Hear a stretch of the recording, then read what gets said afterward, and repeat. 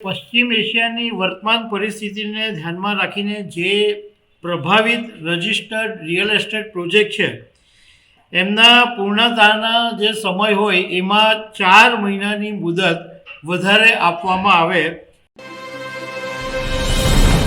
કેન્દ્ર સરકારે બિલ્ડરોને ફાયદો થાય એવો એક નિર્ણય લીધો છે. મિનિસ્ટ્રી ઓફ હાઉસિંગ અર્બન અફેર્સે રાજ્યોની જે રેરા હોય છે એમને સૂચના આપી છે કે પશ્ચિમ એશિયામાં જે પરિસ્થિતિ ઉદ્ભવી એને કારણે કેટલાક બિલ્ડરોને પ્રોજેક્ટમાં વિલંબ થયો છે. તો આવા બિલ્ડરો છે એમને 4 મહિનાની રાહત આપવામાં આવે. જો કે આ કેન્દ્ર સરકારે રેરાને એક સલાહ આપી છે. આ કાયદેસર ફરજિયાત આદેશ આપવામાં નથી આવ્યો.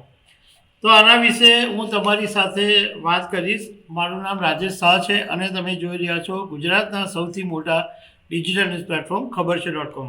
Ministry of housing urban affairs એણે રાજ્યોના જે રિયલ એસ્ટેટ રેગ્યુલેટરી ઓથોરિટી એટલે જેને રેરા કહેવામાં આવે છે એને સલાહ આપી છે કે પશ્ચિમ એશિયાની વર્તમાન પરિસ્થિતિને ધ્યાનમાં રાખીને જે પ્રભાવિત રજિસ્ટર્ડ રિયલ એસ્ટેટ પ્રોજેક્ટ છે એમના પૂર્ણતાના જે સમય હોય એમાં 4 મહિનાની મુદત વધારે આપવામાં આવે. જો કે આ માત્ર રેરાને એક સલાહ આપવામાં આવી છે, કાયદેસર ફરજિયાત આદેશ નથી. હવે તમને શોર્ટમાં હું રેરા વિશે પણ સમજ આપી દઉં કે રેરા એટલે રિયલ એસ્ટેટ રેગ્યુલેટરી ઓથોરિટી. જેવી રીતના શેરબજારમાં સેબી છે એવી રીતના રિયલ એસ્ટેટના કંટ્રોલ માટે રેરાની સ્થાપના કરવામાં આવેલી છે, જે બિલ્ડરો સમયસર પ્રોજેક્ટ પૂરો કરે એનું ધ્યાન રાખે છે. ઘર ખરીદદારને સુરક્ષા મળે છે રેરાને કારણે. જો બિલ્ડર સમયસર ફ્લેટનો કબજો તમને નહીં આપે તો ખરીદદાર રેરાને ફરિયાદ કરી શકે છે.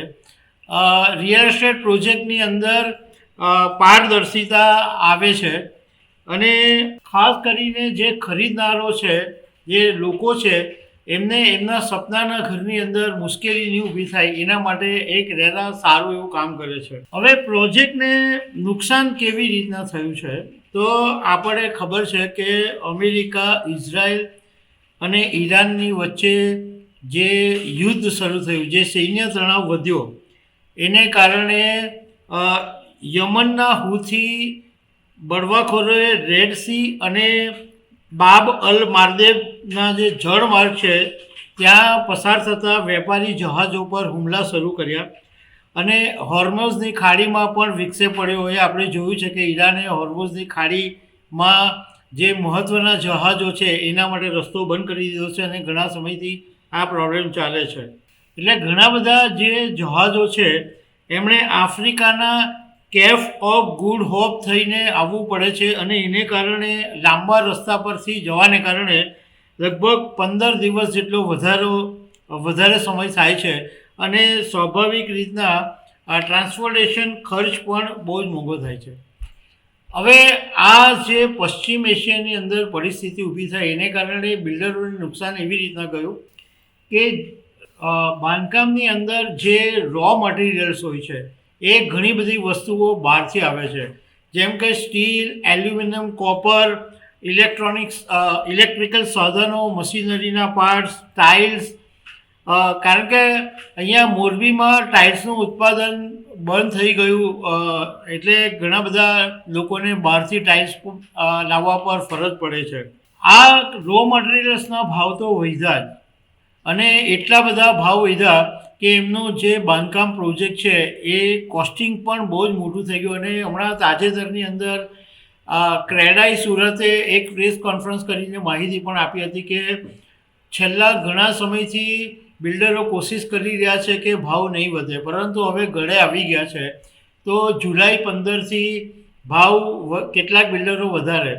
આ બાબતે અમે ક્રેડાઈ સુરત સાથે સંકળાયેલા રવજીભાઈ પટેલની સાથે વાત કરી તો એમણે કીધું કે કેટલાક બિલ્ડરોએ જરૂરિયાત મુજબ ભાવ વધારેલા છે, પરંતુ આ મિનિસ્ટ્રી ઓફ હાઉસિંગ અર્બન્સનું જે ડિસિઝન છે એનાથી બહુ મોટો ફરક નહીં પડશે. ઉલટું જે ગ્રાહકો છે એમને એમના પ્રોજેક્ટ 4 મહિના મોડા મળશે અને જે બિલ્ડર છે એનો ખર્ચો વધશે. પણ 4 મહિના આપવાથી ખાલી એટલો જ ફાયદો થાય કે રેરાના નિયમ મુજબ જે દંડ થતો હોય છે એ દંડમાંથી બિલ્ડરને મુક્તિ મળી શકે છે.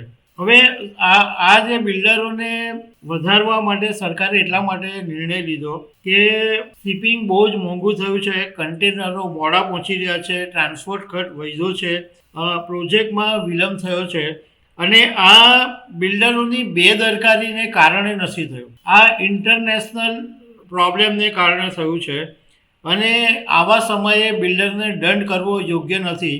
એટલે મિનિસ્ટ્રી ઓફ હાઉસિંગ અર્બન અફેર્સે રેરાને એવું કીધું છે કે આવા બિલ્ડરોને 4 મહિના, જો એમનો પ્રોજેક્ટ જો 28 ફેબ્રુઆરી પછીથી હોય તો એમને 4 મહિનાની મુદત આપી. એટલે બધા પ્રોજેક્ટને રાહત મળી છે એવું નથી.